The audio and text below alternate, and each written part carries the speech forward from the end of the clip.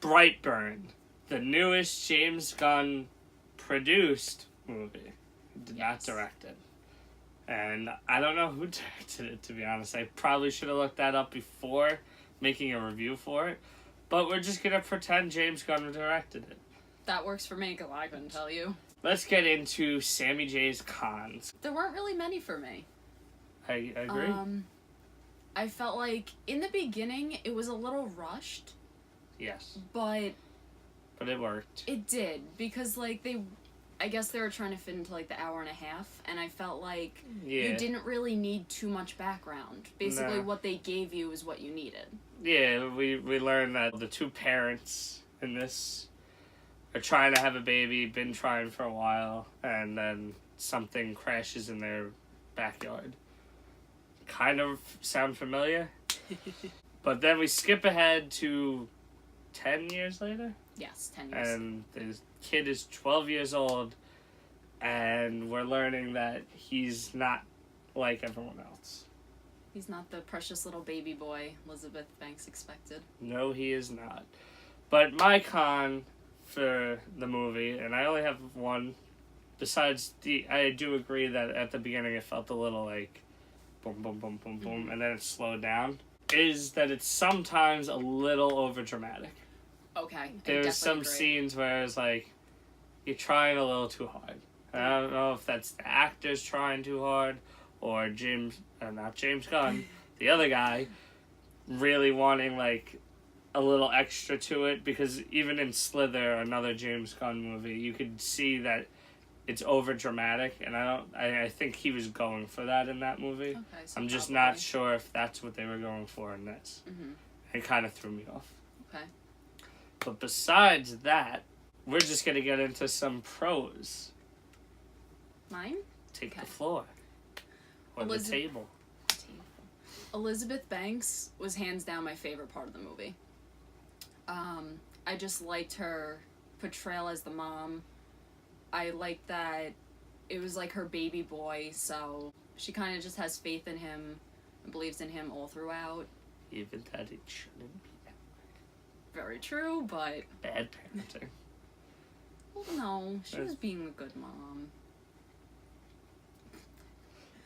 But even for a horror movie, I know she was in Slither, but for a horror movie, she did very well in it. There was a scene in the movie that I thought was going to go in one direction, and I'm so glad that it didn't. Yes. And I thought it was going to go in one direction. Yeah. And it didn't, and that just... I have to say I'm very pleased by that. I know it's the silliest pro. Yes, very relieved. The silliest pro for the movie, probably, but that made me very happy about it. Okay. So, anything else? I really liked the characters as they worked, like, as a whole, like, as a family. Like, it was believable to me. Yeah. Roy. I don't know his actual name, but He's Roy Roy. from It The doesn't Office. matter what his name is. He's always Roy. I liked the way that he worked as the dad. He was kind of on both sides, where it was like, I love my son, but he kind of saw what he was. Getting on to my pros, the real reason you're here, right? Obviously. Not really. But my pros would be the cast was excellent all around. I thought Roy was great. Elizabeth Banks was great. The kid was really believable as this thing that we don't know much about. Yeah. The aunt was, like, really cool. Like, I want that as my aunt, because she was really cool. Yeah. And Mose. Is it Mose? It's one of the cousins. Dwight's cousin is in this, or brother. Is he real? Which... He's the uncle. Is that him? Yeah, he's oh my God. I didn't know that! Oh, and then Roy and him? Yeah. Okay. Not that they ever hung out, but... No, but that's cool. Yeah. Wow. Something new. Yeah, the Noah. uncle. Noah, Uncle Noah. yes. Uncle Noah is... I don't think he's Mose. He's one of the other... I don't think he's... Yeah. He's a brother or a cousin or something. Moving on. I felt that the premise of the movie alone was great, and that's the reason most people went to see this. Superman. Well, what if Superman was really here to hurt us, or wasn't here as a hero, as just something else? And I felt it worked very well, and they executed that premise perfectly. Like it felt real. It didn't feel like, oh, this is just Superman ripped off. Like it felt like its own thing. Agree. My third pro would be the suspensefulness of the movie. Throughout the movie, I felt very like tense watching, like on the edge of my seat, and I haven't felt that way watching a horror movie since last year's A Quiet Place, what ended up being one of my favorites of last year. Okay. And I felt like it delivered suspense, thriller, and even superhero, well, supervillain aspects and horror all in one, and it all balanced perfectly, along with some comedy elements. There was a lot of funny jokes, and they weren't just like shitty jokes like that were thrown into a horror movie. It's like a movie we saw also this weekend, Godzilla, how I mentioned some of the comedy just threw it off. This, it just made it better. Yeah, it just worked with it. But besides that, I don't have much else to say, but our scores. I would give it a 4 out of 5. Okay. What about you? I would give it a 3.75 out of 5. Oh, okay. Being difficult decimals. But I loved it. I'm going to buy it, watch it again and again. And I love James Gunn as a director, and I know he didn't direct it. I'm sorry for this director that I keep showing no love. James Gunn is getting a lot of credit right now. James Gunn is the man. That's true. He's the man. Even if he said some weird things on Twitter. But he apologized. But he did apologize. We're past it. We'll get past that. But now I just want to move on to one thing that would be probably a spoiler. It takes place during like a credit montage, and I don't want to spoil it for anyone who hasn't seen the movie. So click off, come back if you want. 3, 2, 1.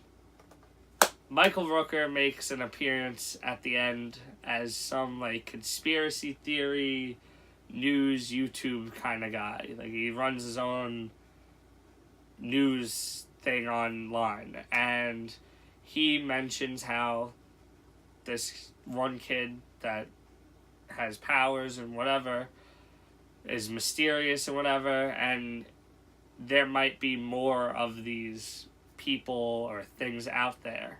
And he mentioned something to do with like water relating to someone like Aquaman.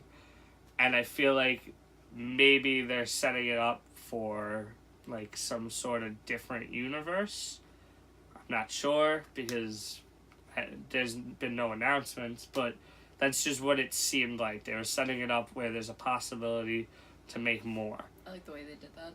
And also there is a possibility for a sequel because he does live on and keep destroying things. That's what the credits are. The montage is him destroying buildings and causing severe problems. And then there's the mention of other people, alien things out there. So I thought that was cool, and possibilities for another universe. Like I mentioned in the Godzilla review, there's 20 different universes now for movies, but I don't mind it personally. Sam, is there anything you wanted to throw in that could be a spoiler? Yeah. Basically how you mentioned, I didn't expect that he was gonna live. I honestly thought at the end of the movie he was gonna die. And I think that threw me off, but I liked it about it. And if there is gonna be this own little universe part of it, I think that'd be really cool. It'd be interesting. And I also like that we got Michael Rooker. Because Michael course. Rooker's in like all of James Gunn's movies. Oh yeah, and I thought it was cool to see him just make at least a cameo in it. And it was worthwhile, especially if this cameo turns into a universe. That's true. But anyways, comment down below what you thought of Brightburn. I hope if you're looking forward to it, you were clicked off earlier and came back. But what are your thoughts on Brightburn? Do you think there's going to be some universe of this movie, or was it just a cool little nod to superhero movies? And subscribe and hit the bell like always. We'll be back for more reviews next time.